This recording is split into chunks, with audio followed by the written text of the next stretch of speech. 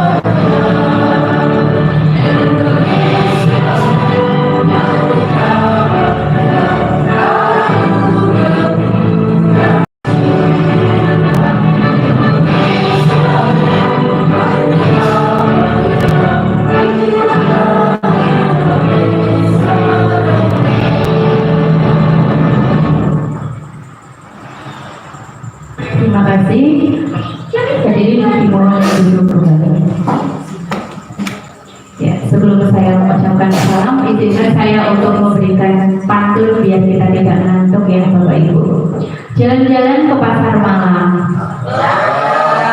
Jangan lupa menunaikan sholat. Jika saya mengucapkan salam, semoga yang jauh rezekinya dekat.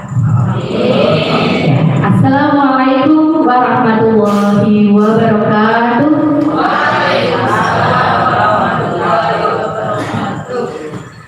Yang terhormat Kepala SD Negeri 1 Karangkanas atau yang mewakili, yang kami hormati Bapak Ibu Guru SD Negeri 1 Karangkanas, yang kami hormati CGP Angkatan 11. Alhamdulillahirrahmanirrahim.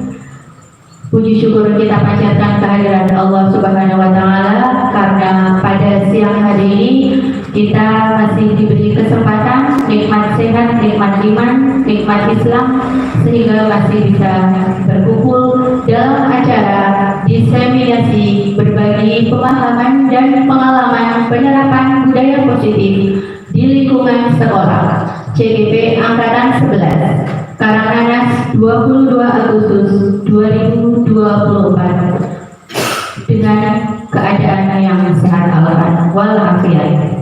Semoga sholawat dan salam selalu tercurah kepada junjungan kita Nabi Allah Muhammad Sallallahu Alaihi Wasallam yang selalu kita tunggu syafaatnya di yaumul kiamat nanti. Amin. Izinkan di sini saya sebagai pembawa acara menyampaikan susunan acara diseminasi budaya positif pada siang hari ini. Yang pertama yaitu pembukaan, yang kedua sambutan kepala sekolah, yang keempat doa, yang keempat penutup, dan yang kelima acara inti diseminasi. Bapak Ibu yang saya hormati, marilah kita buka bersama acara pada siang hari ini dengan bacaan basmalah bersama-sama.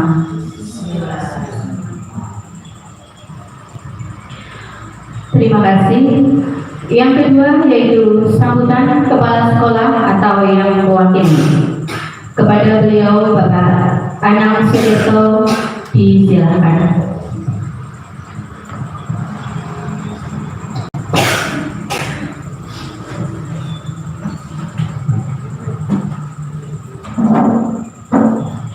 Assalamualaikum warahmatullahi wabarakatuh. Alhamdulillahirabbil alamin. Salatu wassalamu ala asyrofil mursalin sayyidina wa maulana Muhammadin wa ala alihi wa sahbihi ajmain. Amma ba'du. Puji syukur kehadirat Allah Subhanahu wa taala yang senantiasa selalu memberkahi dan memberi rezeki kepada kita semua, sehingga pada kesempatan kali ini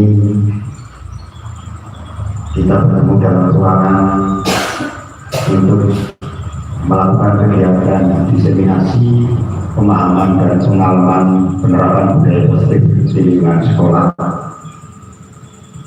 Salawat dan salam tercurah kepada junjungan kita Nabi Agung Muhammad Sallallahu Alaihi Wasallam yang senantiasa juga kita nanti sawahnya hingga di yaumil akhir.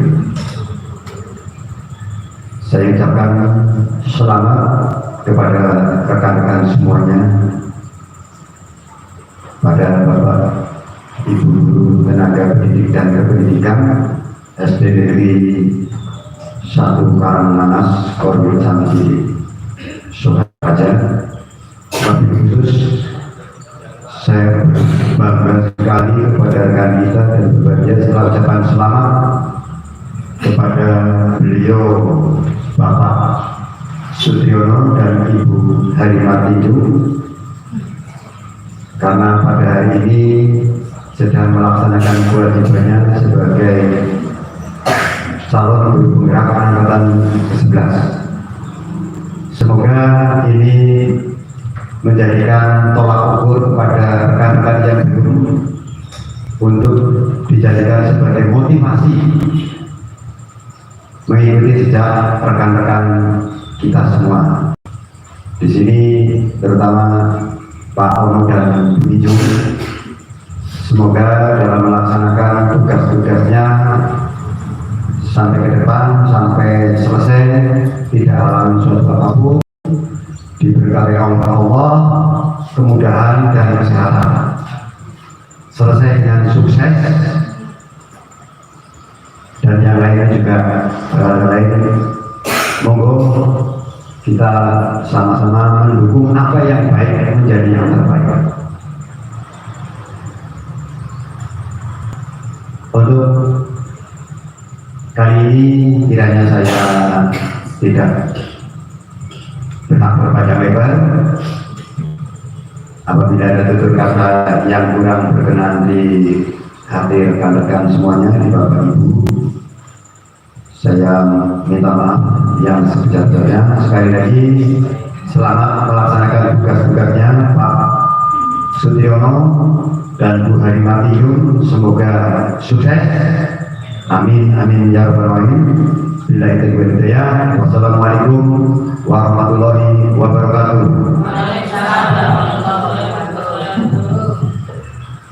Terima kasih. Selanjutnya yaitu doa yang akan dipimpin oleh beliau Bapak Sutyono SPD. Kepada beliau disilakan.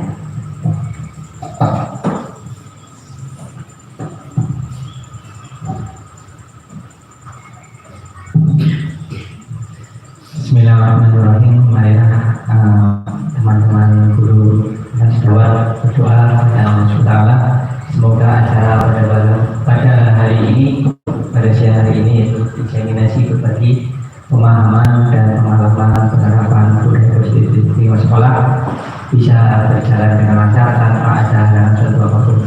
Ala hadiniya wa bisyafa'ati Rasulillah sallallahu alaihi wasallam sayyidina al-Fatihah. Bismillahirrahmanirrahim. Alhamdulillahirabbil alamin. Rahmanirrahim. Maliki yaumiddin. Iyyaka na'budu wa iyyaka nasta'in. Mohon maaf yang saya beragama Islam bisa menyelesaikan ini. Bismillahirrahmanirrahim. Allahumma shalli wa sallim wa barik ala sayyidina wa habibina wa syafiina wa dhukrina wa maulana Muhammad. A'udzu bika min syarri ma اسمه سيئا في الأرض ولا في السماء والسميع العليم. الحمد لله رب العالمين حمد الشاكرين حمد الناعمين حمدا يغفر ما هو ويكافي مزيده. يا ربنا لك الحمد كما ينبغي لجلال وجهك الكريم وسلطانك. اللهم ربنا تقبل منا صلاتنا وصيامنا وركوعنا وسجودنا وقعودنا وتضرعنا وتختصرنا وتمثل صلاتنا يا الله يا رب العالمين. اللهم صل على سيدنا محمد وعلى سيدنا محمد. اللهم انا نسالك السلامه في الدين وعافيه في الجسد وزياده في العلم وبركه في الرزق وتبارك في الموت ورحمه عند الموت ومغفرتك على الموت على محمود علينا في شكر الموت والنجاة بيننا والعافيه. اللهم يا يسر بحكمك يا يسر اللهم يا يسر يا يسر. ربنا آتنا من لدنك رحمة وهب لنا من أمرنا رشدا. ربنا هب لنا من أزواجنا وذريتنا قرة أعين واجعلنا للمتقين إماما. ربنا آتنا في الدنيا حسنة وفي الآخرة حسنة وقنا عذاب النار. سبحان ربك رب العزة عما يصفون وسلام على المرسلين والحمد لله رب العالمين. الفاتحة.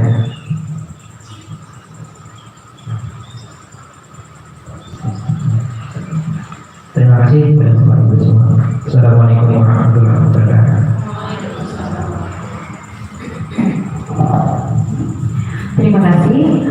Demikian susunan acara yang dapat kami sampaikan. Saya selaku pembawa acara memohon maaf yang setulus-tulusnya jika dalam saya menyampaikan acara ini masih banyak kesalahan atau sesuatu yang tidak berkenan di hati Bapak Ibu. Marilah acara ini kita tutup dengan bacaan Alhamdulillah bersama-sama. Alhamdulillahirabbil alamin. Ya, Bapak Ibu, selanjutnya yaitu acara inti diseminasi berbagi pemahaman dan pengalaman penerapan budaya positif di lingkungan sekolah yang akan disampaikan oleh narasumber kita, beliau Bapak Suryo SPD dan Ibu Hari Murti Jung SPD.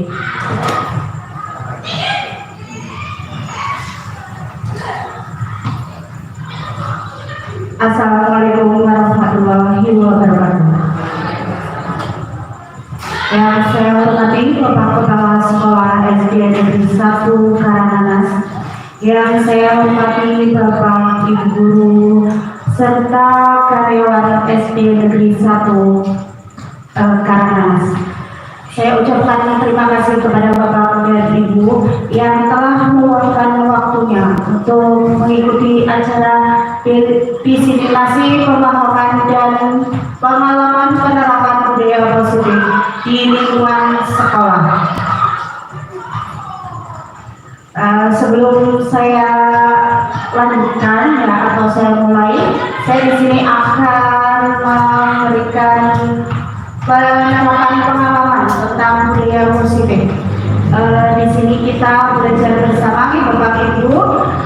Diharapkan setelah kami, saya dan Pak Sutriyono ini memberikan pemahaman kepada Bapak Ibu tentang budaya positif, ya, kita nantinya bisa berkolaborasi bersama untuk bisa menciptakan lingkungan sekolah kita yang memiliki atau menerapkan budaya positif sehingga dapat menciptakan lingkungan sekolah yang nyaman, yang dapat menciptakan pembelajaran yang mudah dipahami oleh anak-anak sehingga dapat meningkatkan prestasi bagi anak-anak kita. Ya, itu harapan saya setelah kami berdua melaksanakan diseminasi. Sebelum dilanjutkan, untuk mengurangi rasa kantuk ya dan jenuh, mari kita ice breathing terlebih dahulu.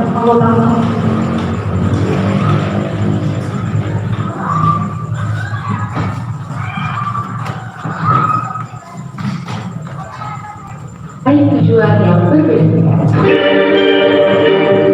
Bapak Ibu sambil berdiri.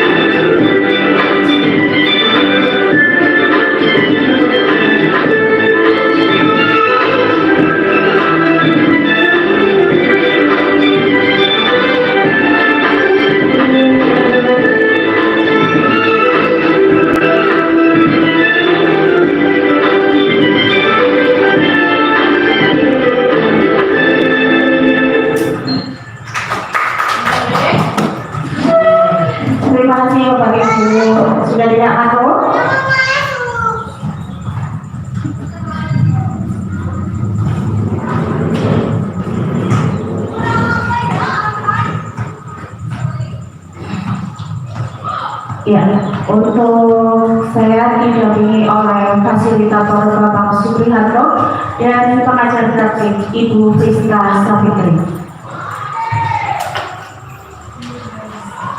Tentang konsep inti dari budaya positif.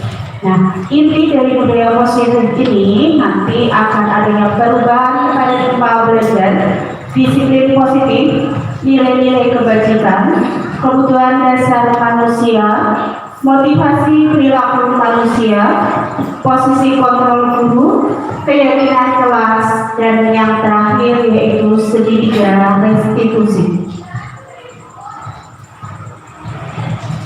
Pembelajaran dengan paradigma baru. Pembelajaran dengan paradigma baru merupakan pembelajaran yang dirancang berdasarkan prinsip pembelajaran berdiferensiasi.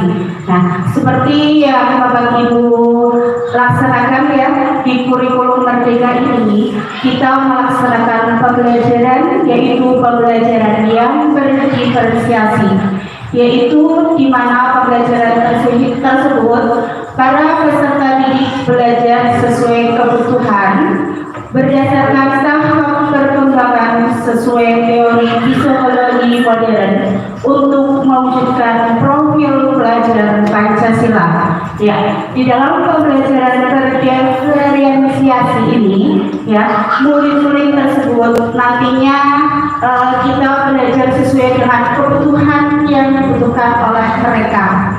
Ya, terus kita juga mengukur dari kemampuan yang dimiliki oleh mereka. Nah, dari pembelajaran yang kita lakukan dalam setiap harinya, itu kita ingin mewujudkan bahwa siswa-siswa kita itu memiliki sikap ya sesuai dengan profil pelajar Pancasila, yaitu yang pertama Maha Esa dan berakhlak mulia. Nah, dari setiap pembelajaran yang kita lakukan, menginginkan murid kita itu memiliki sifat beriman dan bertakwa kepada Tuhan yang Maha Esa. Nah, sikap-sikap itu bisa terlihat dari murid-murid kita yang melaksanakan ibadah ketika mulai masuk waktu zuhur. Terus murid-murid kita untuk selalu kita ajak untuk bersifat jujur ya, apalagi ketika sedang kita melaksanakan ulangan ataupun sedang kegiatan yang lainnya ya. Selanjutnya yaitu bergotong royong. Nah, bergotong royong setiap hari kita juga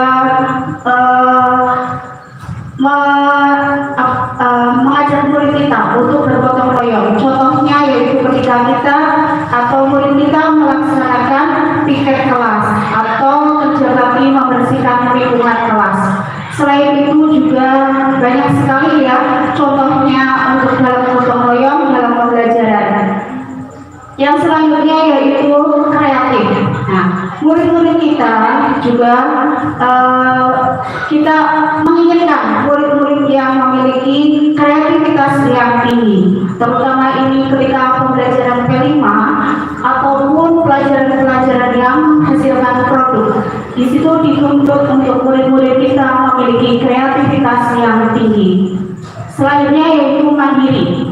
Mandiri di sini murid-murid kita itu mulai dari kelas 1 ya, tidak lagi untuk diantar oleh bapak dan ibu, ya, tidak lagi diantar dan tidak lagi ditunggui. Ya, bagaimana caranya kita agar anak itu mandiri. Nah, selanjutnya yaitu bernalar kritis. Nah, bernalar kritis ini dilakukan ketika anak-anak sedang mengerjakan soal, ya, soal-soal yang kita berikan menuntut anak-anak kita untuk bernalar kritis serta berkebinekaan global. Nah, berkebinekaan global di sini siswa-siswa kita itu mengikuti dengan perkembangan zaman, ya, yaitu yang dimana anak kita itu suka sekali dengan bermain HP, maka pembelajaran yang kita laksanakan setidaknya itu memanfaatkan teknologi berupa HP. Taufik.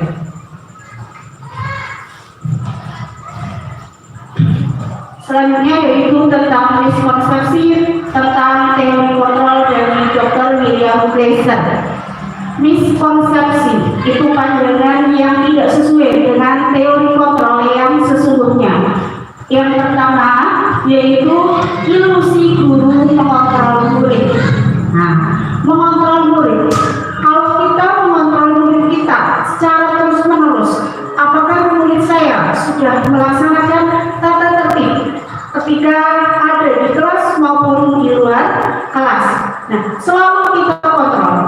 Menurut kita mungkin hal itu betul, ya, karena untuk menciptakan atau mewujudkan siswa yang disiplin. Nah, pada dasarnya mengontrol murid secara terus-menerus itu merupakan sebuah kesalahan, tidak sesuai dengan teori kontrol. Selanjutnya, ilusi bahwa semua penguatan positif, efektif dan bermanfaat. Nah, penguatan positif di sini contohnya yaitu ketika kita memberikan sebuah reward atau hadiah. Kan sering ya, ketika ada pelajaran, bapak dan ibu guru itu menginginkan ada memancing siswanya, ayo siapa yang bisa, nanti ibu guru kasih hadiah, seperti itu. Sering dilakukan bapak ibu? Sering dilakukan? Pernah melakukannya? Iya, saya juga pernah melakukan seperti itu ya, karena untuk memotivasi siswa. Tetapi ternyata hal itu juga tidak sesuai dengan teori kontrol. Selanjutnya, ilusi bahwa kritik dan membuat rasa bersalah mampu menguatkan karakter. Nah, ini yang sering kali kita lakukan di Bapak Ibu. Kita sering memberi kritik kepada siswa kita, ya, dengan memberikan kritik. Mungkin pandangan kita, ya, dengan dikritik terus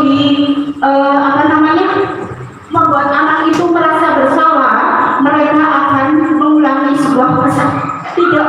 sebuah kesalahan. Padahal itu juga merupakan sebuah kesalahan. Yang keempat yaitu ilusi bahwa orang dewasa berhak memaksa. Nah, Bapak Ibu, apakah Bapak Ibu di sini pernah melakukan pemaksaan terhadap anak didik Bapak Ibu? Nah, iya. Kalau nggak nurut sama guru seperti itu, ya, betul. Nah, iya. Kalau nggak nurut sama Bapak Ibu, nggak usah ikut belajar, ya, sering kali ya. Nah, kesalahan-kesalahan tersebut nanti coba bagaimana dengan teori-teori yang selanjutnya.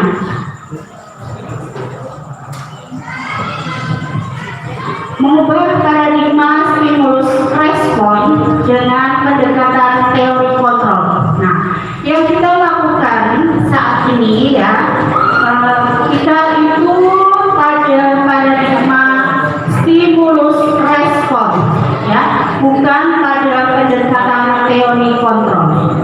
Nah, pada stimulus respon, realitas atau kebutuhan kita sama. Kita beranggapan bahwa semua siswa kita memiliki kebutuhan yang sama. Padahal mereka itu kebutuhannya juga berbeda-beda. Sama dengan halnya ketika kita bersama dengan guru yang lain. Mungkin kita beranggapan bahwa kebutuhan kita semuanya itu sama. Nah, pada teori kontrol, realitas atau kebutuhan kita itu sesungguhnya berbeda. Ya, nanti ada 5 kebutuhan dasar manusia. Mungkin dari kelima kebutuhan dasar tersebut ada salah satu yang belum terpenuhi. Selanjutnya, semua orang melihat hal yang sama itu pada stimulus respon. Jadi kita tidak boleh siswa kita beranggapan bahwa semua siswa kita itu melihat sesuatu itu sama. Kelihatan sekali ketika kita sedang memberikan sebuah soal. Kita beranggapan bahwa semua siswa kita itu memiliki pandangan yang sama atas soal tersebut. Tapi nyatanya setelah anak-anak tersebut mengerjakan soal tersebut, ternyata nilainya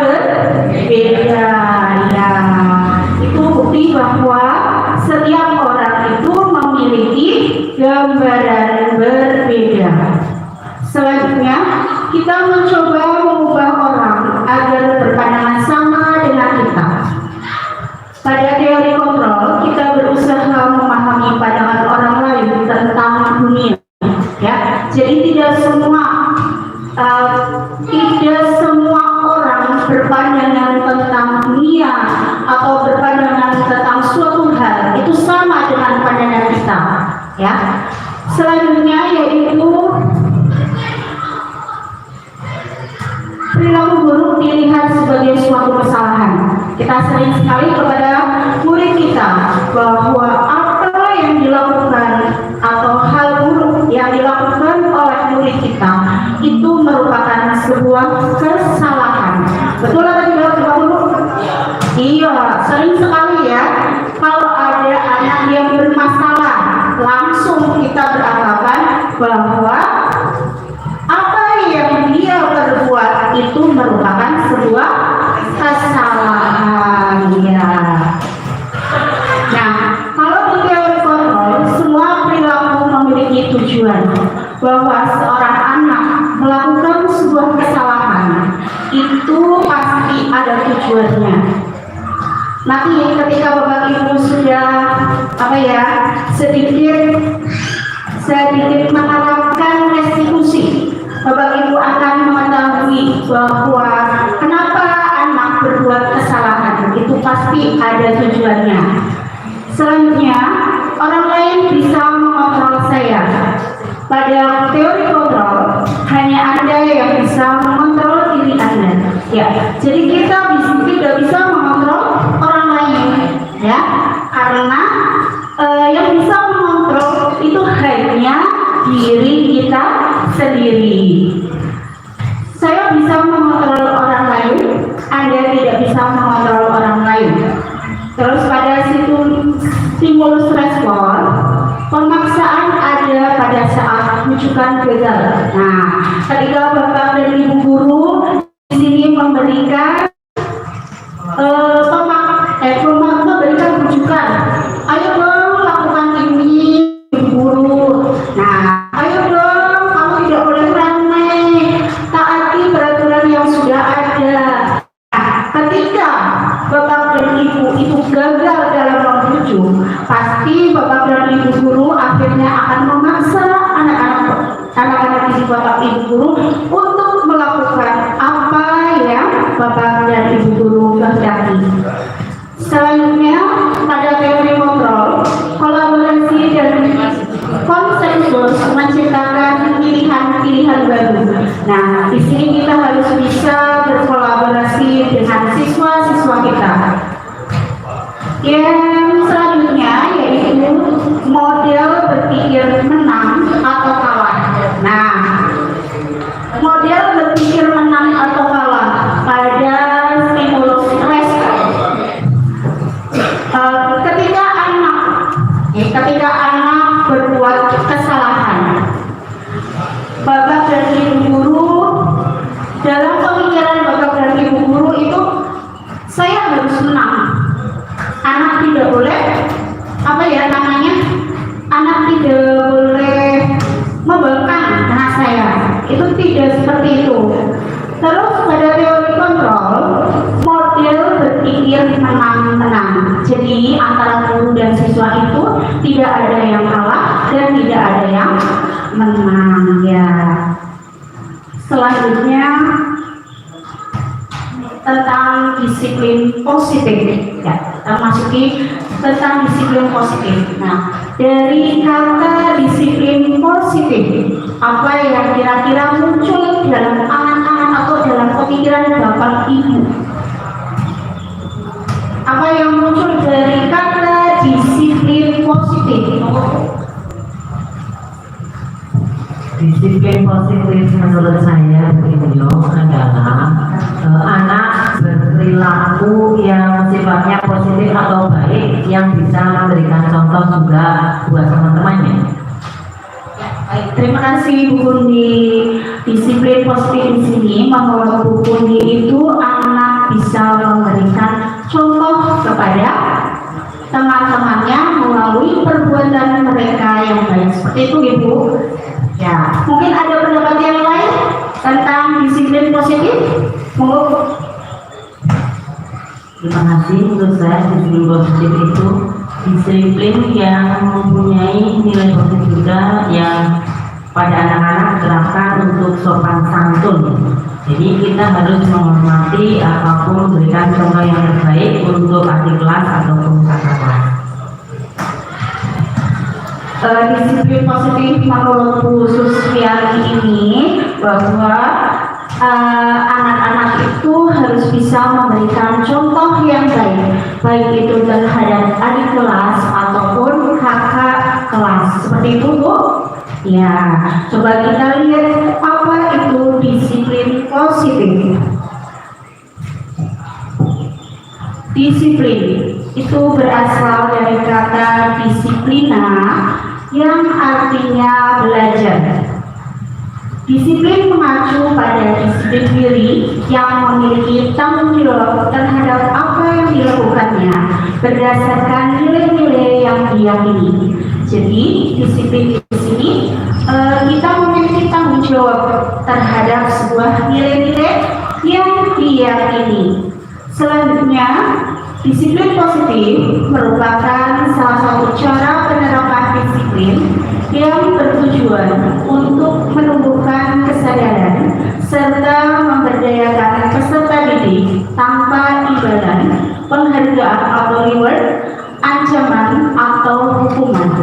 Jadi, dalam pelaksanaan disiplin positif ini, itu timbul dari kesadaran siswa tersebut tanpa adanya iming-iming atau nanti kalau kamu sudah melaksanakan ibu kasih hadiah, itu bukan seperti itu, apalagi ancaman atau hukuman. Ya, sebagai pendidik, tujuan kita adalah menciptakan peserta didik yang memiliki disiplin diri sehingga mereka berperilaku mengacu pada nilai-nilai kebajikan universal dan memiliki motivasi intrinsik dalam perubahan perilaku ke arah yang lebih baik. Nah, ini ya PR buat kita semua, bahwa kita itu di sini itu agar bisa menciptakan peserta didik yang memiliki disiplin diri.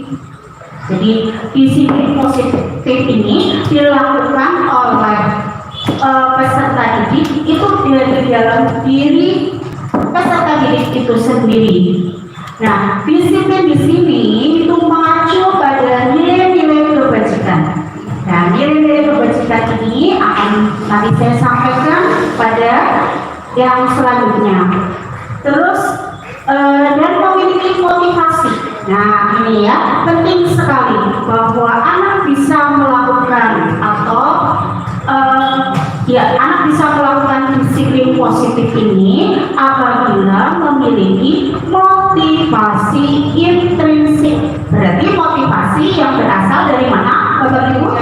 Iya, dari dalam anak tersebut tanpa adanya paksaan atau tanpa adanya imbalan, bahkan tanpa adanya hukuman. Nah, ini tadi nilai-nilai kebajikan ya. Nilai-nilai kebajikan itu nilai yang disepakati bersama lepas dari suku bangsa, agama, bahasa maupun latar belakangnya. Jadi nilai-nilai ini tidak memandang dari mana suku bangsanya, apa agamanya, dan bagaimana latar belakangnya. Nah, untuk nilai-nilai kebajikan, yang pertama yaitu nilai kebajikan yang ada dalam profil pelajar Pancasila. Yang pertama yaitu beriman dan bertakwa pada Tuhan Yang Maha Esa. Semua guru ya, tidak hanya guru, mungkin semua orang tua juga menginginkan bahwa anak-anak kita itu memiliki keimanan yang tinggi, kepada Tuhan Yang Maha Esa. Nah, sebagai seorang guru kita bisa menanamkan nilai kebajikan ini dalam pelajaran kita. Contohnya dalam pelajaran apa ya? Untuk nilai ini terlihat sekali. Dalam pelajaran apa Bapak Ibu? Untuk beriman dan bertakwa kepada Tuhan. Ya, selain dalam pelajaran agama juga muncul dalam pelajaran Pancasila. Ya, selanjutnya yaitu berakhlak mulia. Nah, ketika anak kita atau siswa kita sudah beriman kepada Tuhan, maka akan memiliki akhlak yang mulia. Ya, berkebinekaan global. Nah, berkebinekaan global ini ya seperti Bapak Ibu ketahui juga bahwa Indonesia itu terdiri atas kemajemukan suku bangsa ya yang memiliki perbedaan banyak sekali.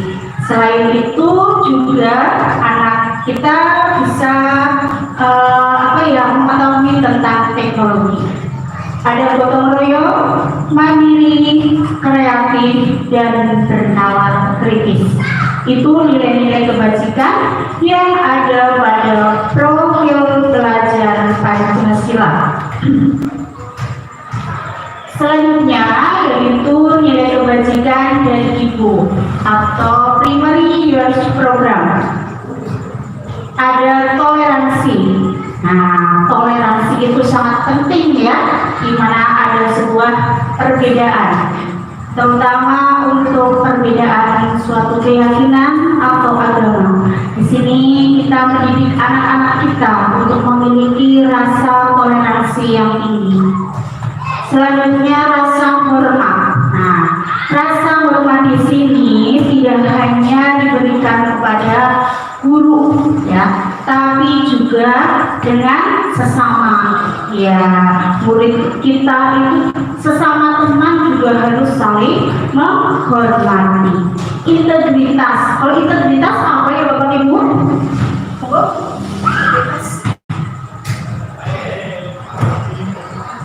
Memiliki nilai integritas.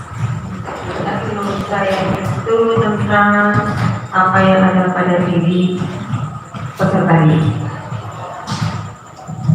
Integritas itu apa yang ada pada diri peserta didik. Mungkin lebih ke nasionalismenya apa ya Bapak Ibu. Terus mandiri ya, menghargai, antusias. Nah, di sini kita juga bisa mewujudkan anak-anak kita untuk memiliki sifat antusias yang tinggi, terutama ketika sedang melaksanakan pembelajarannya, serta empati. Empati itu apa ya Bu?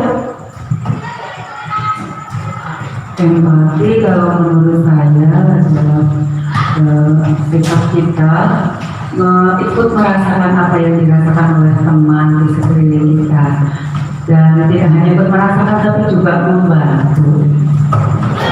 Betul sekali, empati itu memiliki sifat merasakan apa yang dirasakan oleh teman serta beringat untuk membantu. Terus ada keingintahuan, kreativitas, kerjasama, percaya diri, dan komitmen. Selanjutnya yaitu nilai kebajikan dari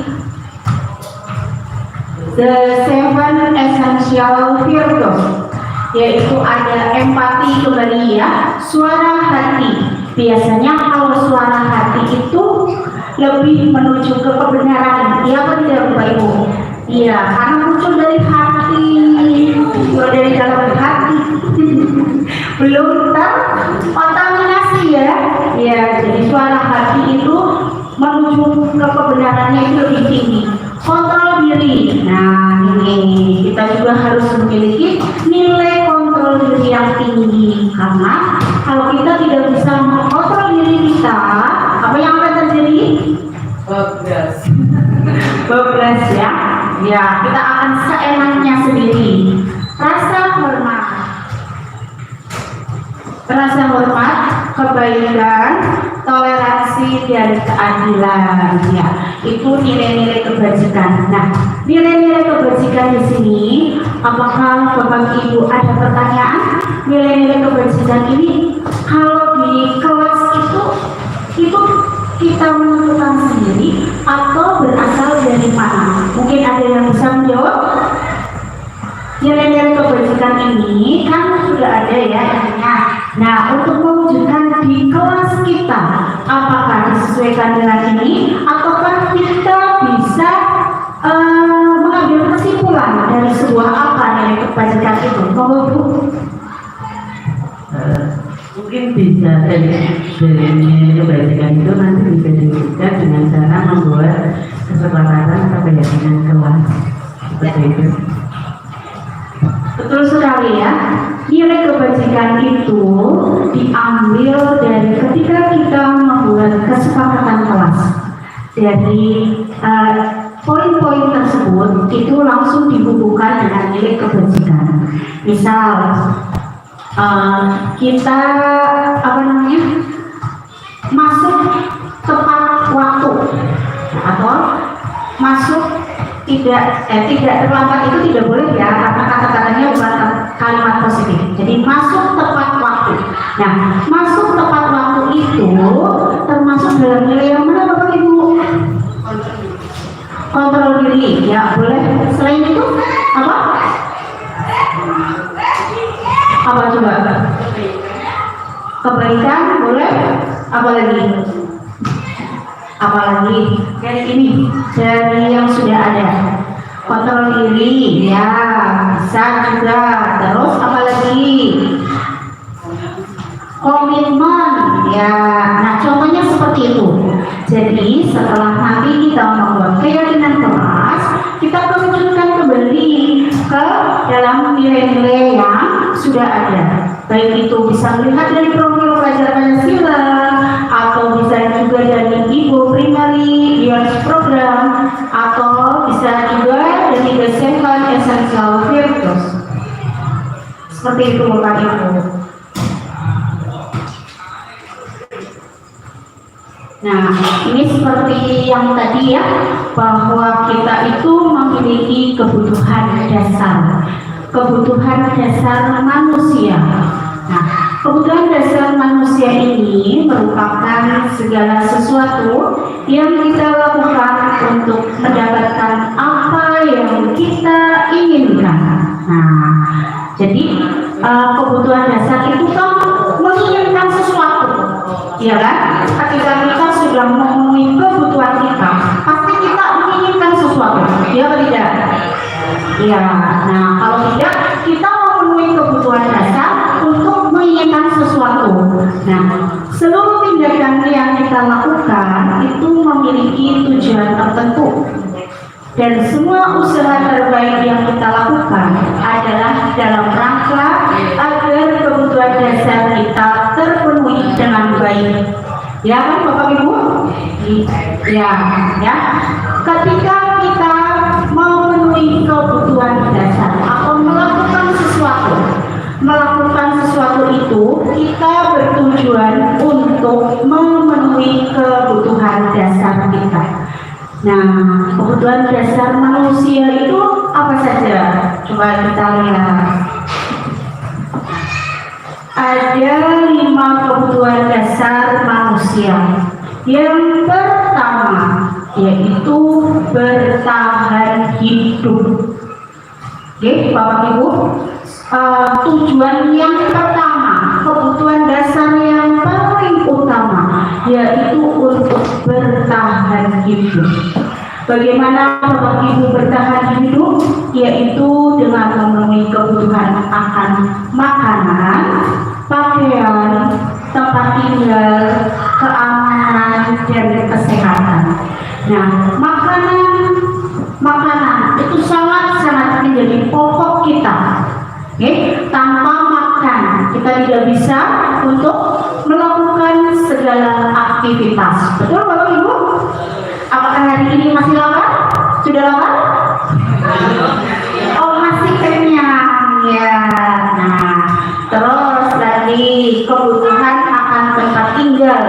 Nah, ini juga utama sekali, karena dengan kita memiliki tempat tinggal berarti kita mempunyai tempat untuk berlindung, keamanan dan kesehatan. Nah, kesehatan ini sangat penting dalam mendukung kita untuk melakukan semua pekerjaan. Selanjutnya yaitu kebutuhan akan kasih sayang dan rasa diterima. Kebutuhan rasa kasih sayang dan rasa diterima. Nah, ini rasa diterima semua anak.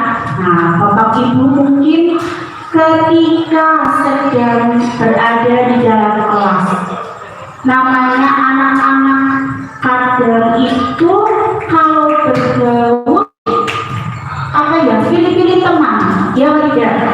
Ya, ada yang temannya diam saja, ya tidak? Ya, kalau saya ada yang seperti itu. Nah, sebenarnya pada anak yang diam saja ini, di dalam diri mereka itu ada rasa ingin diterima oleh kelompoknya. Ya, pasti di dalam dirinya merasa, kenapa sih aku kok gak diajak bermain sama dia, seperti itu. Terus dipedulikan. Nah, dipedulikan, maka daripada itu kadang ada anak-anak yang caper, kadang asal, kalau bicara asal ngomong, terus bikin ulah sedikit, itu karena mereka ingin diperhatikan atau dipedulikan. Berbagi, nah berbagi di sini untuk teman-teman atau anak-anak kita untuk selalu berbagi kepada teman yang lain. Kerjasama, nah kerjasama serta menjadi bagian dalam kelompok, seperti tadi rasa ingin diterima dalam sebuah kelompok. Selanjutnya yaitu penguasaan. Nah, dalam diri manusia itu pasti ada rasa penguasaan, yaitu tentang harga diri, terus keinginan untuk dianggap memimpin. Nah, makanya kita kadang juga melihat siswa-siswa kita yang seolah-olah mereka ingin dijadikan sebagai pemimpin. Mereka ingin apa yang diucapkan oleh mereka diikuti oleh teman-temannya. Terus selanjutnya diakui dan didengar. Nah, ini kita bisa ya sedikit demi sedikit mengamati siswa kita atau murid kita. Oh, murid saya kok bertindak seperti itu. Nah, itu jangan langsung ditegur. Itu mungkin ada sebuah kebutuhan dasar yang mereka belum terpenuhi. Selanjutnya yaitu kebebasan.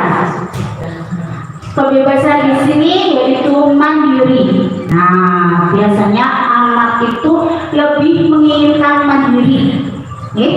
Kalau anak yang selalu dimanja, misalkan di rumahnya, terus datang ke sekolah, itu ibarat kayak anak lepas, kan? Kayak tidak tertekan lagi karena mereka menginginkan bahwa mereka beranggapan saya sudah gede, saya inginnya mandiri. Terus memilih pilihan. Nah, kebebasan untuk memiliki pilihan. Terus mencoba hal baru. Nah, apalagi anak-anak kita. Anak-anak kita itu selalu ingin mengerti atau mencoba hal-hal baru. Ya, mulai dari menanyakan guru itu siapa, guru itu sih bagaimana. Nah, terus mampu mengendalikan arah. Selanjutnya kebutuhan yang kelima yaitu tentang kesenangan. Bapak dan Ibu membutuhkan kesenangan? Iya, merasa senang jika diberi apa? Hadiah. Oh, yang merah-merah ya. Kalau habis dapat yang merah-merah, kalau habis dapat yang merah-merah langsung senang, semangat. Iya, seperti itu. Ya, merah-merah itu banyak ya jenisnya, bukan hanya uang.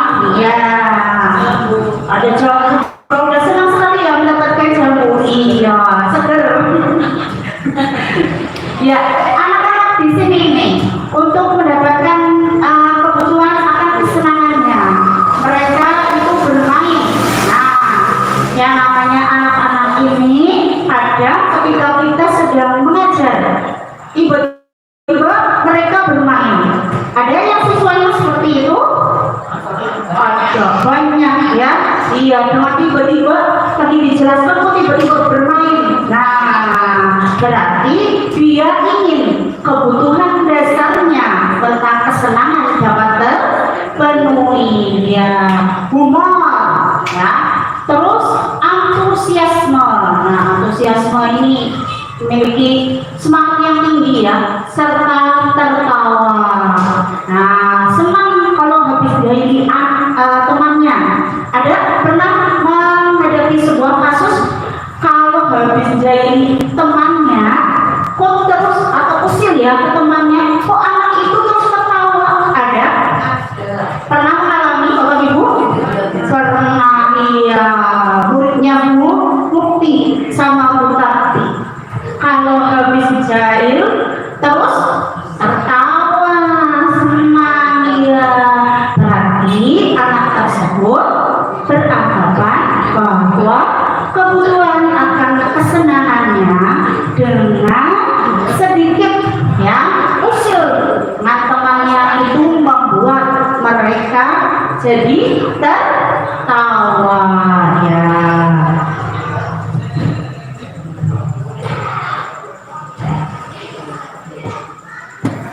Selanjutnya tentang motivasi perilaku manusia.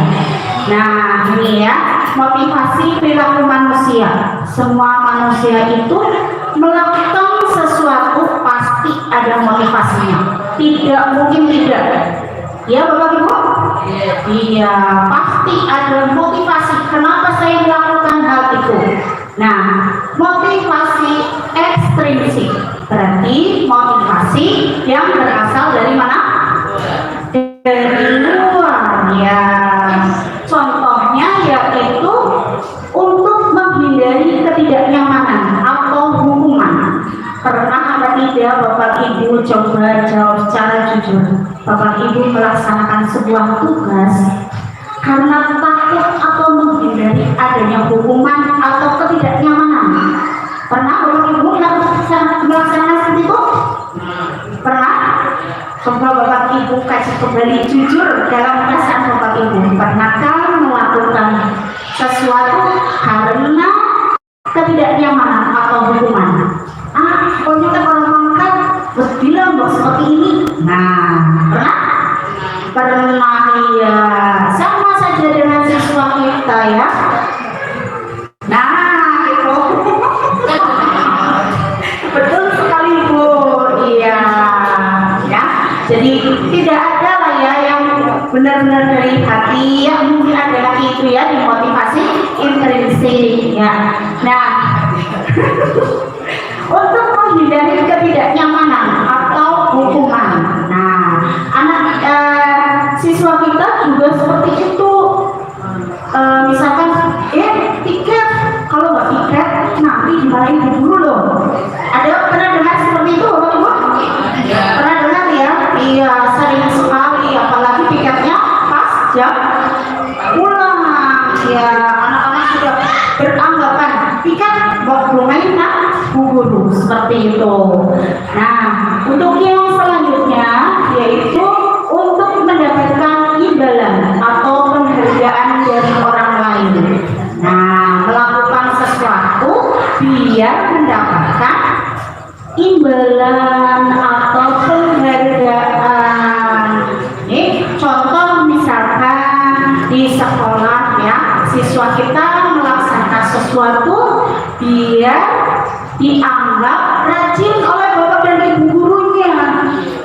Sering atau tidak? Sering ya. Kita juga pernah mengalami ya Bapak Ibu.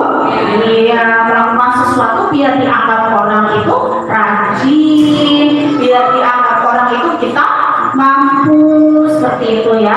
Terus lagi melakukan sesuatu biar mendapatkan imbalan uang.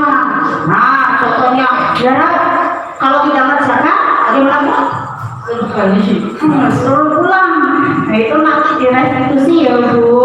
Nah ini nanti kalau untuk yang penghargaan dari orang lain, siapa yang bisa mendapatkan nilai 100 pelajaran matematika, Bu Guru akan berikan hadiah. Sudah pernah seperti itu?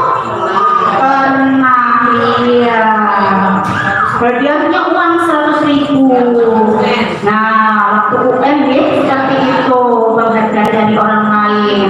Jadi mereka berusaha untuk mendapatkan nilai, nanti mendapatkan uang. Iya, 100.000. Anak akan senang sekali ya, bersemangat sekali ya. Terus selanjutnya yaitu motivasi intrinsik untuk menjadi orang yang mereka inginkan.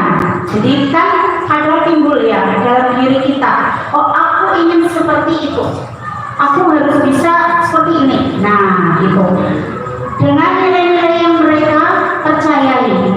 Anak kan kadang ada juga yang seperti itu ya, memiliki atau melakukan sesuatu karena timbul dalam diri mereka, serta dengan nilai-nilai yang mereka percayai. Contohnya dengan disiplin ya, dengan disiplin.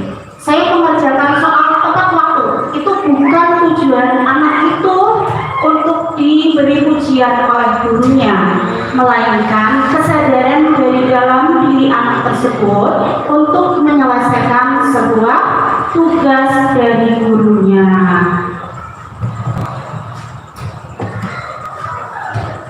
Selanjutnya yaitu kita ke hukuman, konsekuensi, dan restitusi. Hukuman. Nah ini tanpa kita sadari, selama kita menjadi seorang guru, kita sering melakukan hukuman kepada murid-murid kita. Nah, hukuman di sini yaitu suatu yang tidak terencana atau tiba-tiba terbesit dalam pikiran bapak ibu. Anak melakukan kesalahan ini, aku mau hukum dengan ini Pak. Nah, contoh ya, anak berangkat ke sekolah, tiba-tiba berangkat langsung berikan hukuman. Hei, kamu kemarin tidak berangkat ke sekolah, sering sekali bolos. Silakan kamu membersihkan membersihkan toilet. Nah, tanpa direncana. Terus murid tidak tahu apa yang akan terjadi atau tidak dilibatkan. Iya kan? Karena kita spontan, maka murid tidak akan menyadari bahwa gurunya akan memberikan sebuah hukuman di luar apa yang mereka pikirkan. Terus bersifat satu arah ya, merugikan anak, berupa hukuman fisik atau psikis. Nah, mungkin kita jarang ya melakukan hukuman berupa fisik, karena ketika kita melakukan hukuman fisik, maka kita akan terkena sanksi ya. Mungkin secara tidak menyadari kita telah melakukan sebuah hukuman psikis yang akan terus membekas dalam diri anak tersebut sampai anak tersebut dewasa nanti. Mereka akan melihat gurunya yang melakukan sebuah hukuman. Pak guru kayak dulu yang pernah menghukum saya, itu akan terus membekas. Jadi hati-hati kepada bapak dan ibu guru semua, agar dalam melakukan sebuah penyelesaian sebuah masalah, tolong jangan menggunakan sebuah hukuman, karena itu akan terus teringat oleh anak. Selanjutnya yaitu konsekuensi. Nah, kalau anak melanggar tata tertib, itu adalah konsekuensinya, karena sudah direncanakan atau disepakati sesuai peraturan. Anak tahu, tidak memakai, misalkan tidak memakai topi, nanti saya disuruh membeli, seperti itu. Jadi tahu konsekuensinya. Terus murid tetap dibuat tidak nyaman, ya, sama seperti hukuman. Di dalam konsekuensi juga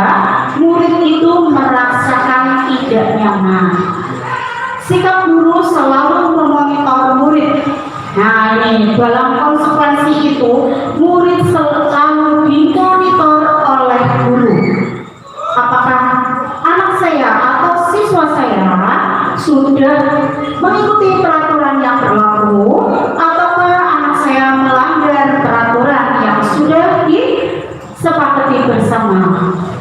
Selanjutnya yaitu ada restitusi.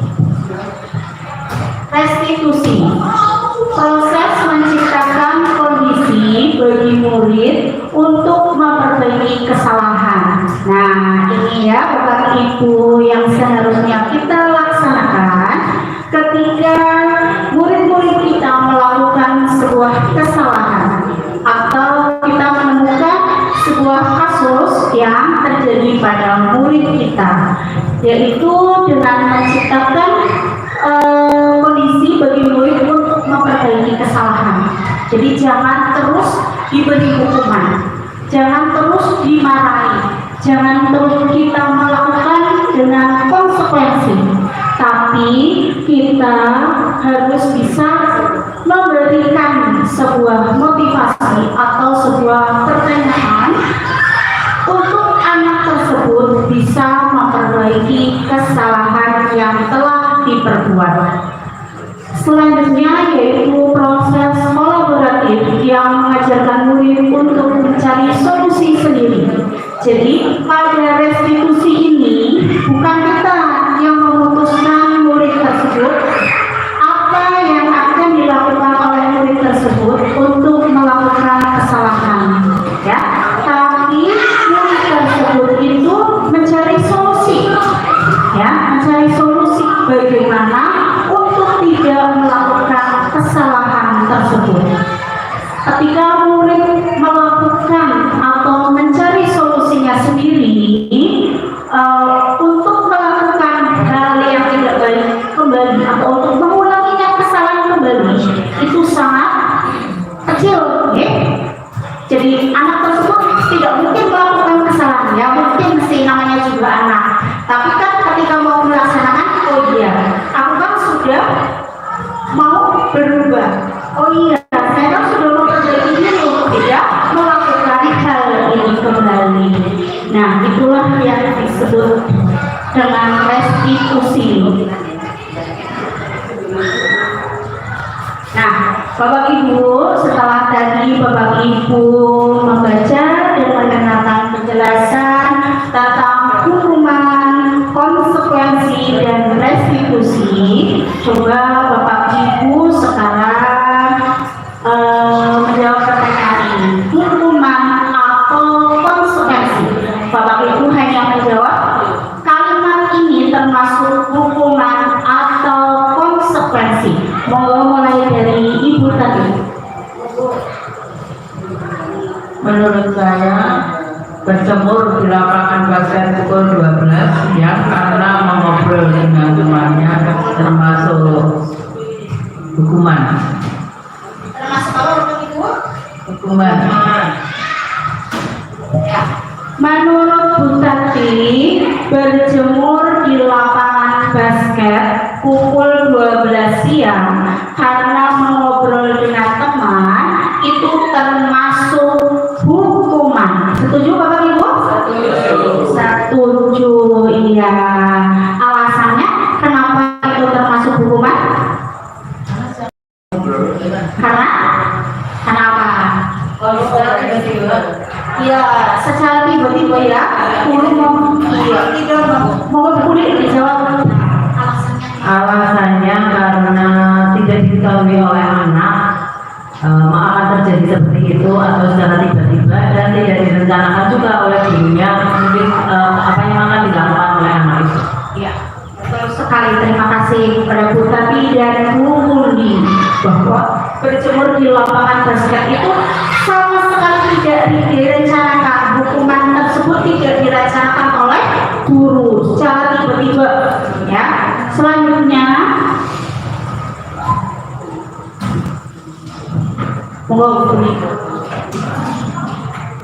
Murid diminta bertelanjang kaki sepanjang hari karena tidak menggunakan sepatu warna hitam sesuai peraturan. Itu konsekuensi menurut saya, Bu. untuk soal yang kedua, murid diminta bertelanjang kaki sepanjang hari karena tidak menggunakan sepatu warna hitam sesuai peraturan sekolah. Ini termasuk konsekuensi. Betul Bapak Ibu? Betul? Termasuk konsekuensi, betul? Setuju? Ya, betul ya. Karena ini sudah menjadi peraturan biasanya ya. Iya, sudah ada di dalam tata tertib sehingga hukumannya juga jelas ya. Konsekuensinya jelas ya. Lanjut. Berdiri di depan kelas sambil mengangkat kaki satu karena tidak menjawab pertanyaan. Monggo Bu Mufti. Menurut saya berdiri di depan kelas sambil mengangkat kaki satu karena tidak bisa menjawab pertanyaan itu termasuk hukuman karena secara tiba-tiba. Ya, terima kasih. Setuju Bapak Ibu untuk berdiri di depan kelas merupakan sebuah hukuman. Ya, ini juga tiba-tiba tanpa rencanakan, tiba-tiba ada siswanya karena tidak menjawab pertanyaan langsung, guru spontan, kamu berdiri di depan, kamu melepaskan sepatu, mengangkat kaki satu, nah langsung seperti itu ya. Terus selanjutnya, monggo Bu Nunung.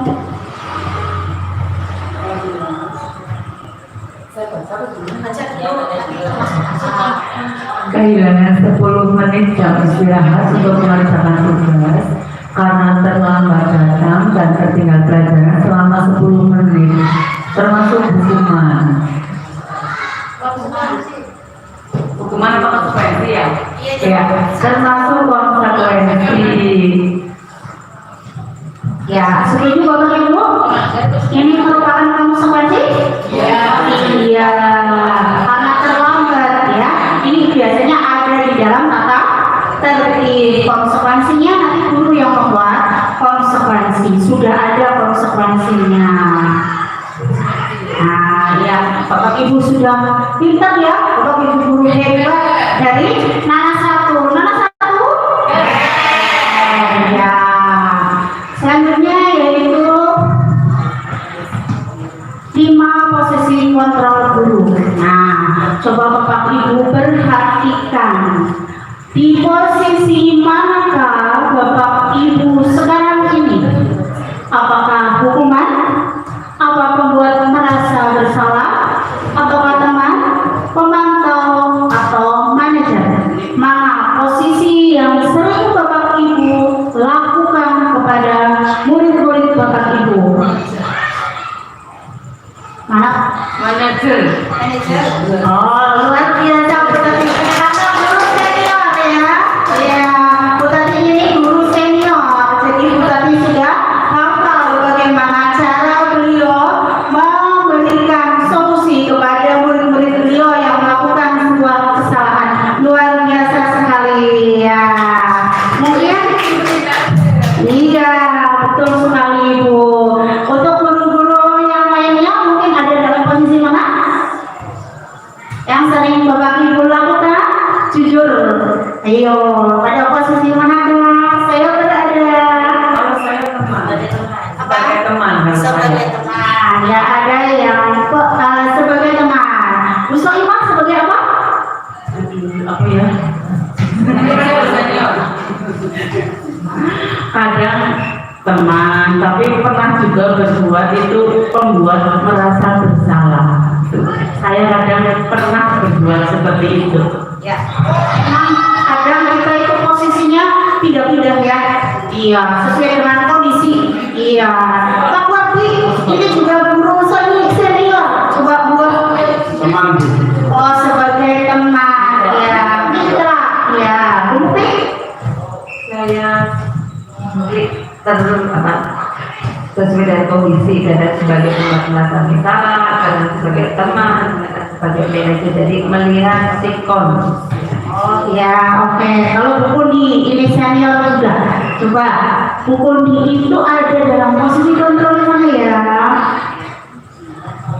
Pernah menjadi manajer, tapi kadang juga karena melihat anaknya sering melakukan, kadang saya pernah juga membuat merasa biar anak itu merasa mengontrol dirinya.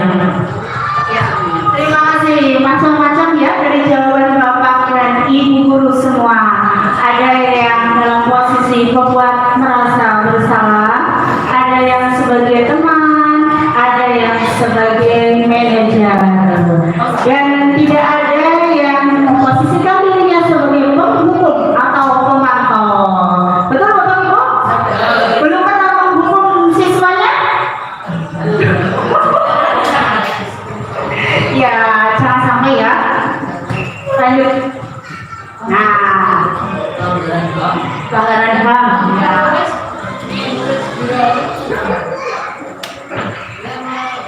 Lima posisi kontrol ini yang sudah diterapkan ya. Yang pertama yaitu sebagai penghukum. Ini untuk menghindari hukuman identitas gagal.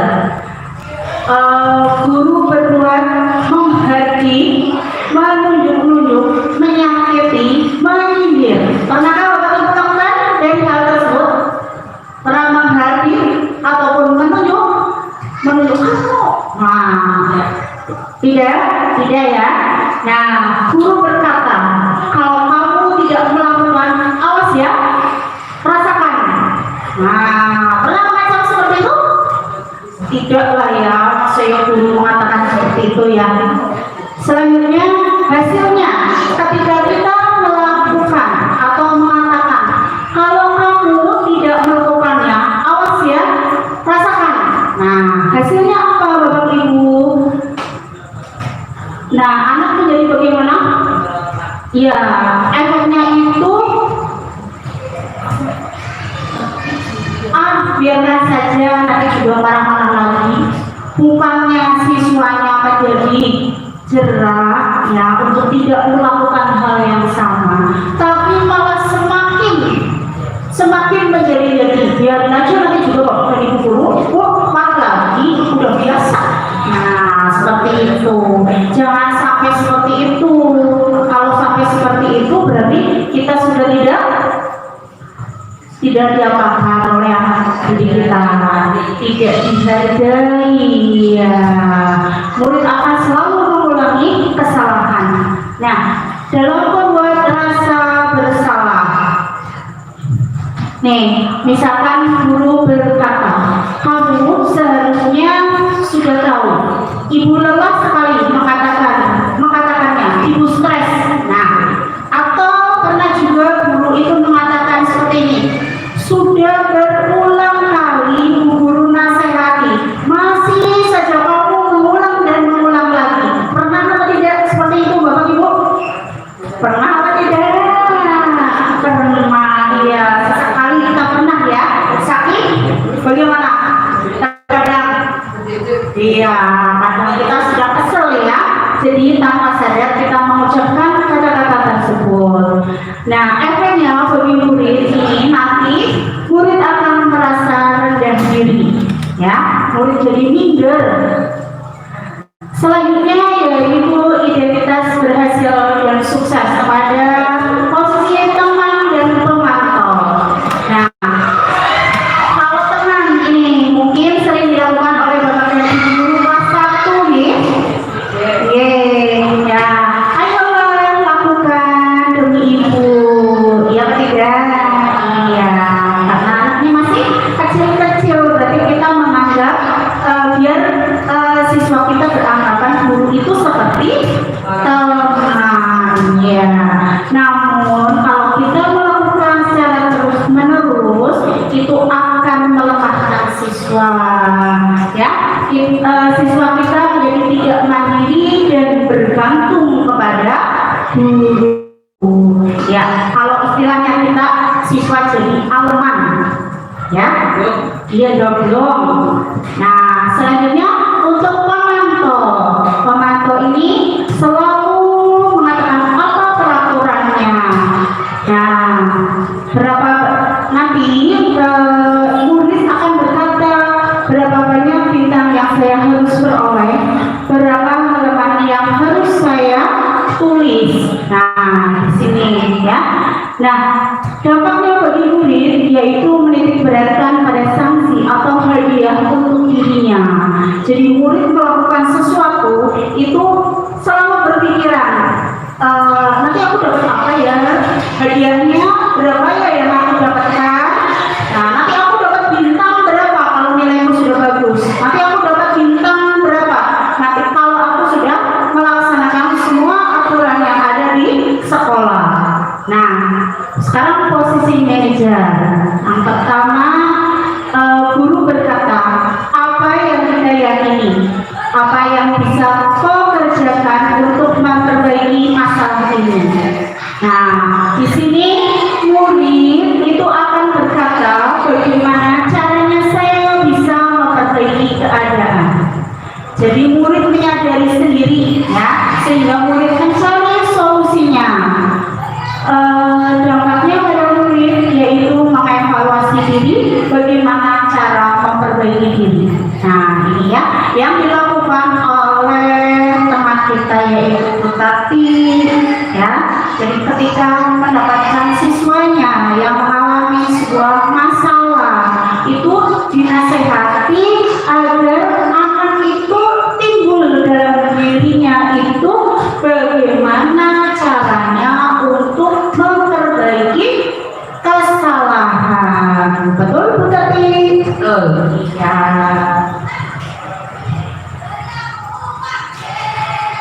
Nah, ini ada contoh penerapan 5 posisi guru. Kasusnya, siswa sering tidak masuk tanpa keterangan. Nah, siswa tidak masuk tanpa keterangan. Ketika kita memposisikan diri kita pada hukuman atau penghukum, kita sudah, anaknya belum masuk saja kita sudah berangan-angan. Awas nanti kalau berangkat. Ya kan, tidak seperti itu? Iya, pasti seperti itu. Iya, akhirnya guru tersebut memutuskan anak tersebut untuk berdiri di depan kelas selama 1 jam. Ya.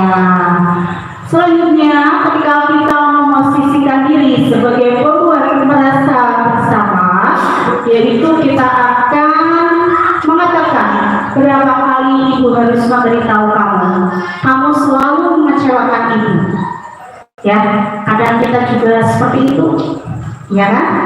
Iya, terkadang kita seperti itu karena di dalam hati kita sudah, aduh anak ini sih gimana? Nah, akhirnya kita seperti itu mengatakan sudah berapa kali gurunya untuk menasehatinya.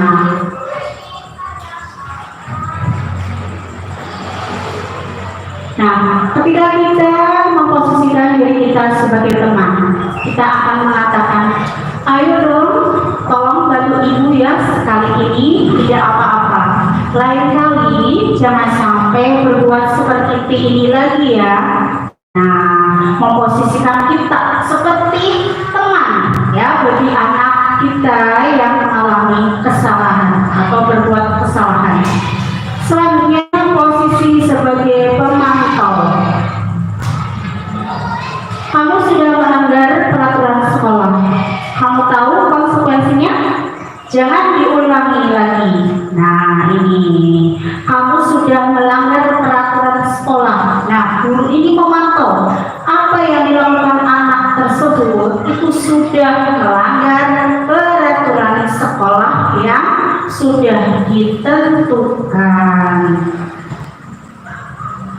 Selanjutnya yaitu posisi sebagai manajer. Apakah kamu tahu kesalahan kamu? Kira-kira apa yang akan kamu lakukan untuk memperbaiki kesalahanmu?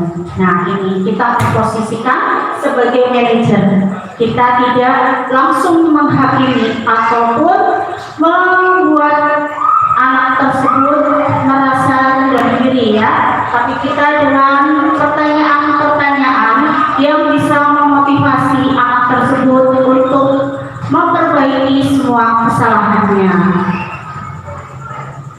Ya, sekarang ada soal kembali. Pada posisi manakah Bapak dan Ibu sekarang?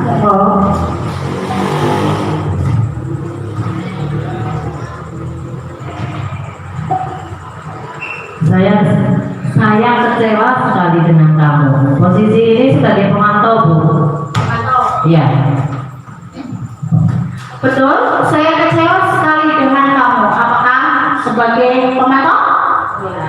Pemantau? Pemantau?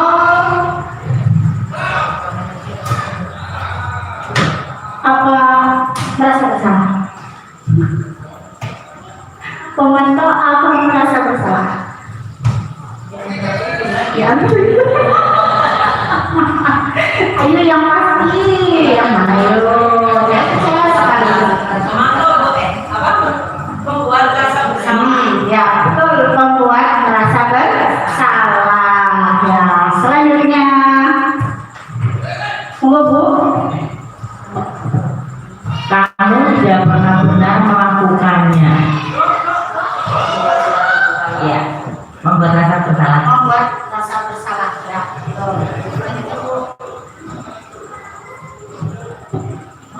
Apa rencanamu untuk menyelesaikan masalah ini? Manajer. Apa rencanamu untuk menyelesaikan masalah ini? Berarti pada posisi manajer ya. Satu lagi, Bu. Ayolah lakukan demi Bapak atau Ibu ya, sebagai teman. Ayolah lakukan demi Bapak atau Ibu ya. Ya, ini posisi sebagai teman. Satu lagi, kita jawab bersama-sama ya. Kamu tidak pernah mendapatkan nilai jika tidak mengerjakan tugas. Yo, posisi kontrol yang mana ini? Hukuman ya.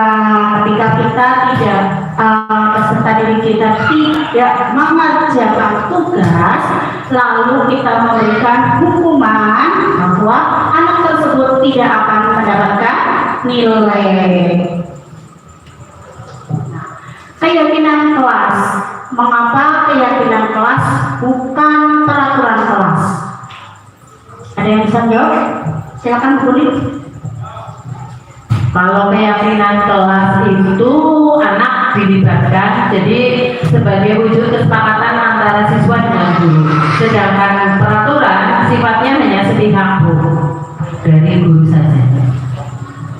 Betul sekali ya. Kalau keyakinan kelas itu siswa dilibatkan, di mana apa yang menjadi keyakinan kelas itu merupakan sebuah kesepakatan antara siswa dan guru. Nah, dalam pembentukan keyakinan kelas, yaitu bersifat abstrak.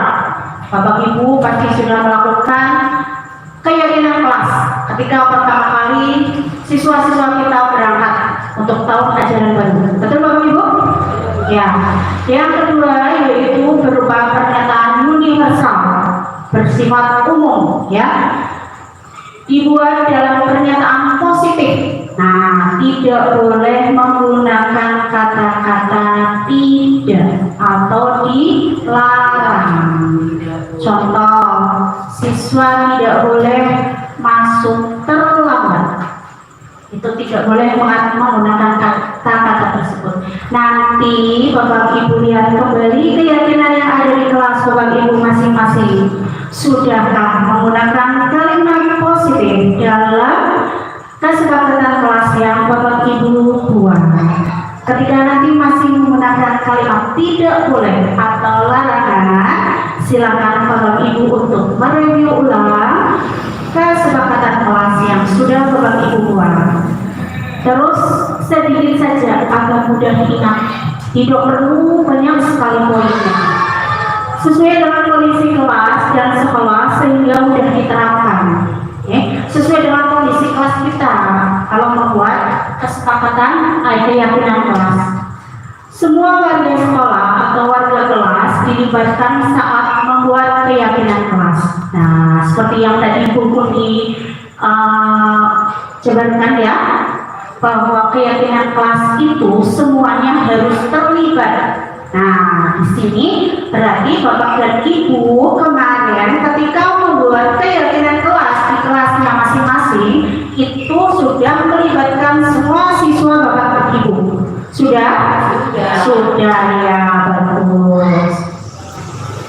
Nah, yang terakhir segitiga restitusi. Nah, mungkin ini ya yang belum Bapak Ibu lakukan.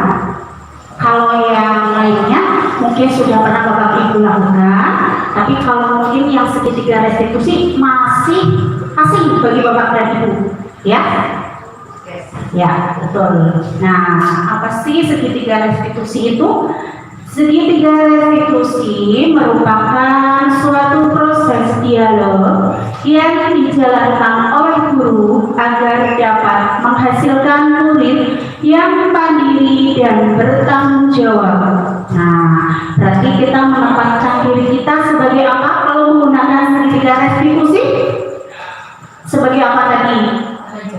Sebagai manajer, ya. Nah, segitiga restitusi itu langkah yang pertama yaitu menstabilkan identitas. Berdasarkan prinsip membuat kesalahan adalah bagian dari proses pembelajaran, ya kan? Kita akui ya bahwa semua manusia, baik itu dewasa ataupun anak-anak, pernah melakukan sebuah kesalahan. Betul, Bapak Ibu? Iya. Nah, kesalahan itu merupakan suatu proses untuk kita jadikan sebuah pembelajaran. Nah, untuk menstabilkan identitas, Bapak dan Ibu bisa memberikan pertanyaan, yaitu berbuat salah itu wajar. Oke? Terus tidak ada manusia yang sempurna. Ibu atau bapak juga pernah melakukan itu. Nah, ketika ada siswa kita melakukan sebuah kesalahan, misal seperti tadi jarang masuk ke sekolah. Nah, jangan langsung kitanya yang membuat anak itu merasa tidak percaya diri, tapi katakan seperti ini, bahwa berbuat sebuah kesalahan itu sebuah kewajaran. Terus ibu atau bapak tidak mau mencari siapa yang salah, tapi ibu atau bapak ingin mencari solusi dari permasalahan ini. Nah, ini bisa bapak ibu terapkan ketika siswa-siswa bapak ibu melakukan ibaratnya gelut lah, ya. Jadi kita bukan mencari siapa yang salah dan siapa yang benar. Selanjutnya, kamu berhak merasa begitu. Nah, ketika anak itu mengalami gejolak, ya, ketika sedang mengalami masalah, kan kadang anak jadi marah-marah. Nah, di sini Bapak Ibu bisa memberikan pertanyaan bahwa anak tersebut berhak untuk melakukan hal itu. Nah, selanjutnya pada langkah validasi tindakan yang salah. Berdasarkan prinsip, setiap perilaku berupaya memenuhi suatu kebutuhan tertentu. Nah, kenapa anak tersebut melakukan sebuah kesalahan? Itu salah satunya yaitu karena ada satu kebutuhan atau beberapa kebutuhan dasar yang tadi sudah Bapak Ibu pelajari, itu belum terpenuhi sehingga anak membuat sebuah kesalahan. Nah, ini solusinya dengan Bapak dan Ibu memberikan pertanyaan. Kamu pasti punya alasan mengapa melakukan hal itu. Tanyakan alasannya, kenapa anak tersebut sampai melakukan hal tersebut. Yang kedua, padahal kamu bisa melakukan yang lebih buruk dari ini ya. Nah, contohnya seperti yang sudah dialami oleh Bu Tati. Anak itu bisa melakukan lebih dari apa yang sudah dilakukan, lebih brutal dari itu, tapi anak tersebut masih bisa menjaganya. Nah, nanti disampaikan di situ. Nanti kan anak akan menjawab, iya saya bisa lebih melakukan dari apa yang sudah saya lakukan. Selanjutnya, kamu patut bangga karena telah melindungi sesuatu yang penting bagimu. Kamu melakukannya karena mempertahankan sesuatu yang mempertahankan sesuatu bagimu. Nah, untuk langkah selanjutnya yaitu menanyakan keyakinan.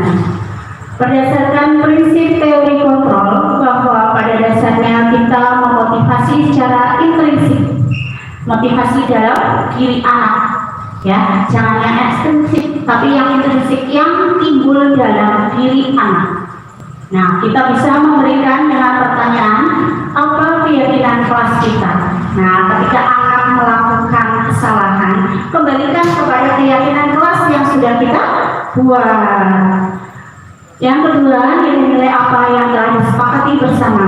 Nah, tadi dari keyakinan kelas tersebut kan bisa dikerucutkan ke dalam nilai-nilai. Nah, tanyakan nilai-nilai mana yang sudah dilanggar oleh anak tersebut. Seperti apa gambaran sebuah kelas yang ideal menurut kamu?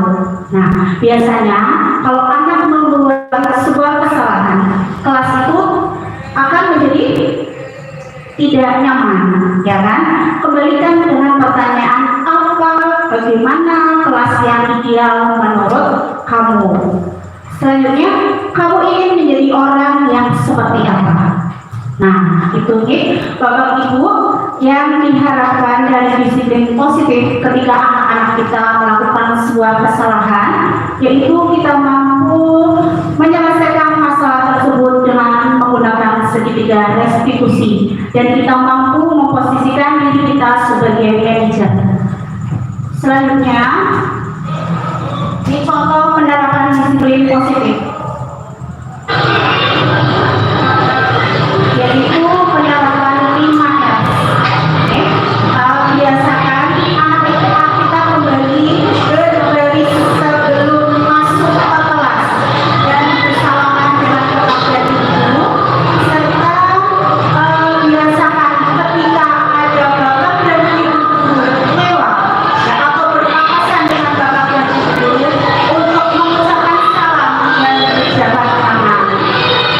Terus biasakan juga berdoa sebelum dan sesudah pelajaran.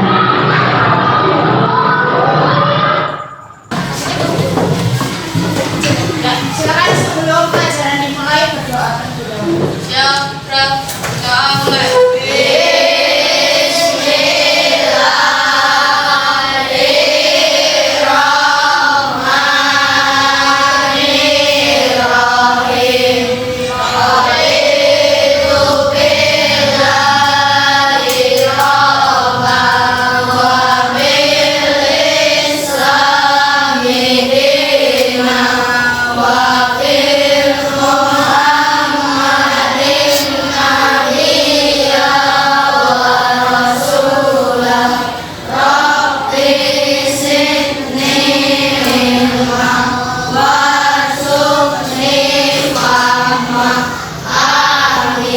Pada Bu Guru beri salam. Assalamualaikum warahmatullahi wabarakatuh. Nah, ini contoh keyakinan kelas. Kita membuat keyakinan kelas. Di mana yang semua siswa dilibatkan untuk membuat keyakinan kelas. Nah, di sini Jelas? Jelas. Berikan ini masing-masing anak maju tempelkan. Jelas? Jelas.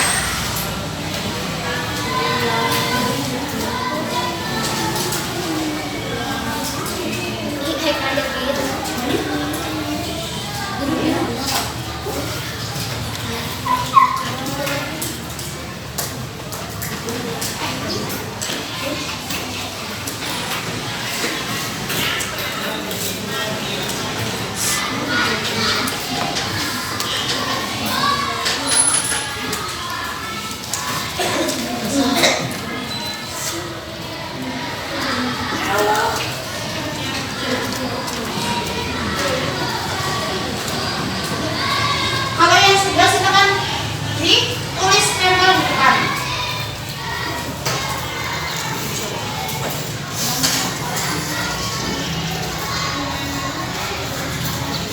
Misalkan berapa tepat waktu seperti itu. Yuk, kalian sudah tandakan sini. Yuk, masuk tangan.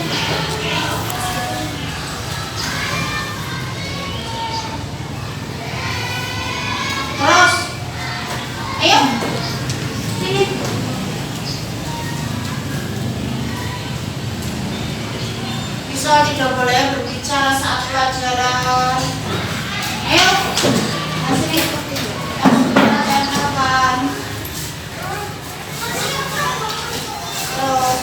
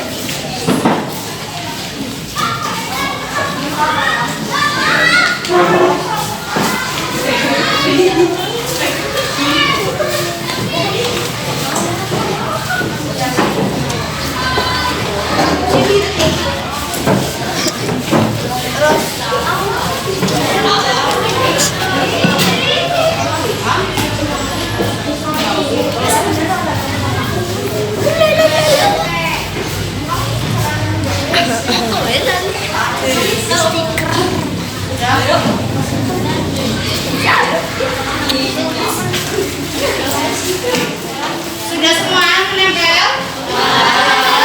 Di sini ada belajar dengan semangat, membersihkan kelas, terus ada berangkat tepat waktu, tidak boleh bermain atau bercerita saat pelajaran, terus berangkat tepat waktu lagi, menghormati guru dan teman, belajar yang rajin, tertib, disiplin, belajar dengan tertib, menjaga ketenangan kelas, selalu menjaga kebersihan, terus mengerjakan tugas tepat waktu, belajar dengan bersungguh-sungguh, tidak boleh berbicara.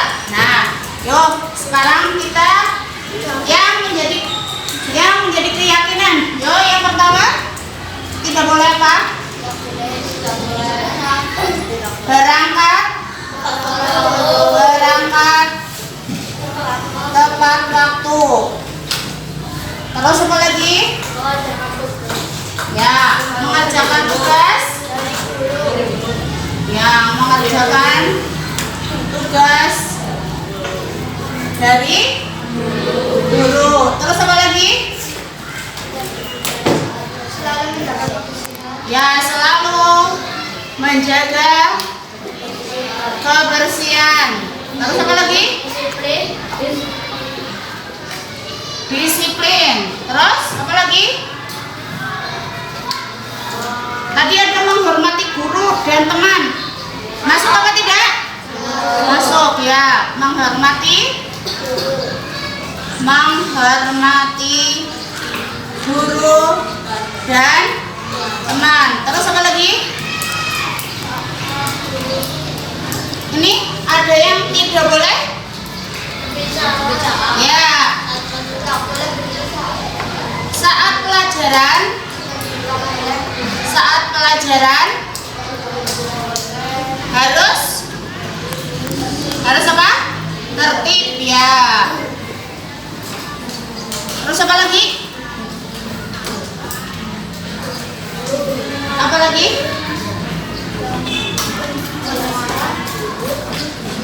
Apa? Oh ya, mendengarkan penjelasan guru. Sudah ya? Ya. Nah, ini yang sudah menjadi keyakinan kamu yang dari sini, terus kita sepakati bersama. Berarti harus diapakan? Harus dilaksanakan ya. Kamu tidak boleh melanggarnya karena ini merupakan kesepakatan bersama ya.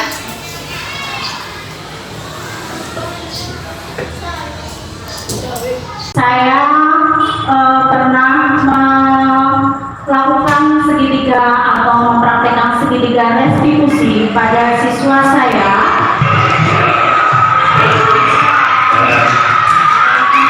Ini contoh segitiga restitusi yang saya lakukan kepada anak yang sering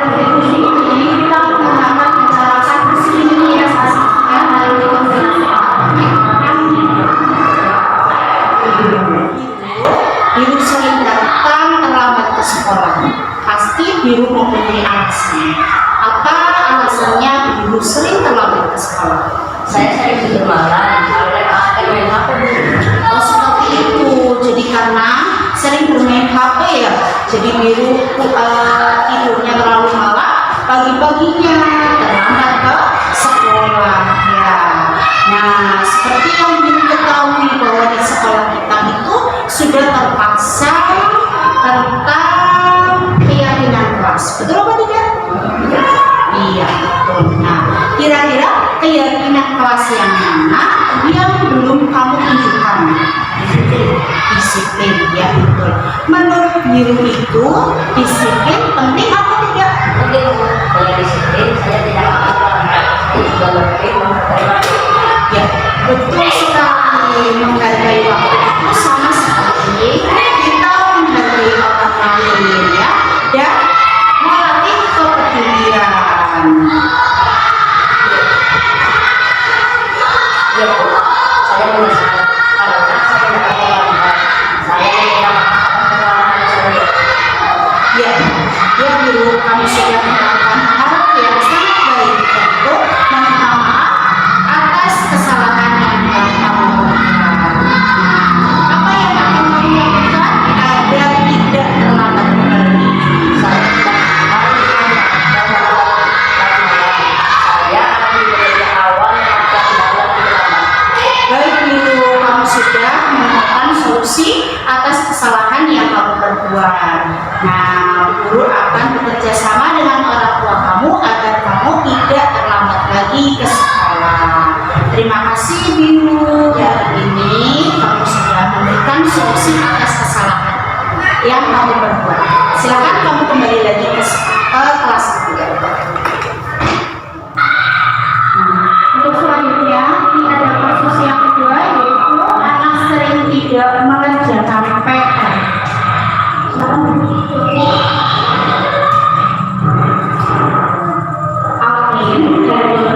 Sudah mengerjakan lagi ya? Sudah berapa kali tapi tidak mengerjakan? Iya. Amin. Tidak mengerjakan PR itu merupakan masalah.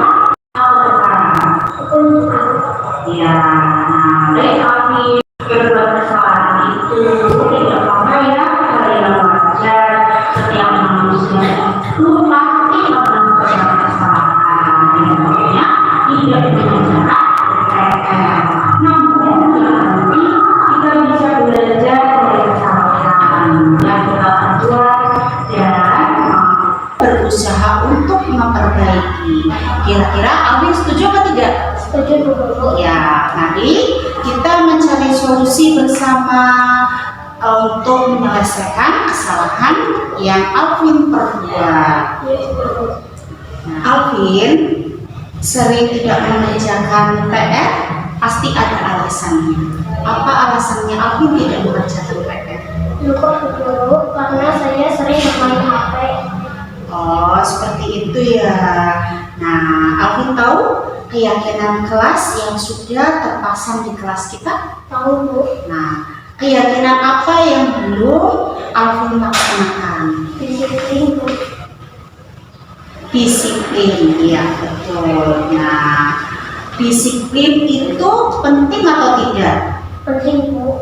Dengan disiplin saya tidak akan lupa lagi untuk mengerjakan PR dan saya akan lebih menghargai waktu. Betul sekali, dengan menghargai waktu, maka sama sepertinya menghargai orang lain dan melatih kepedulian. Ya Bu, saya menyesal karena sering tidak mengerjakan PR. Saya meminta maaf atas perbuatan saya.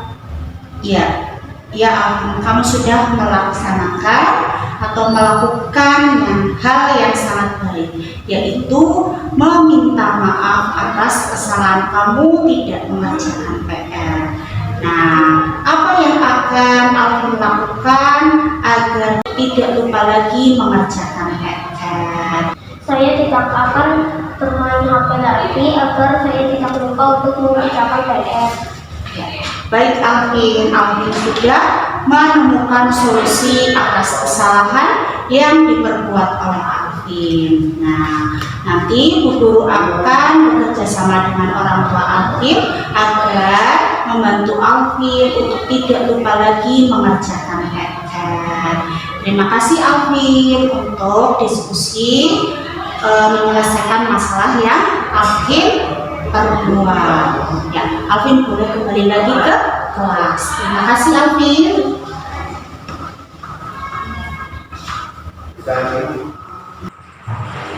Ya, yang terakhir yaitu penutup.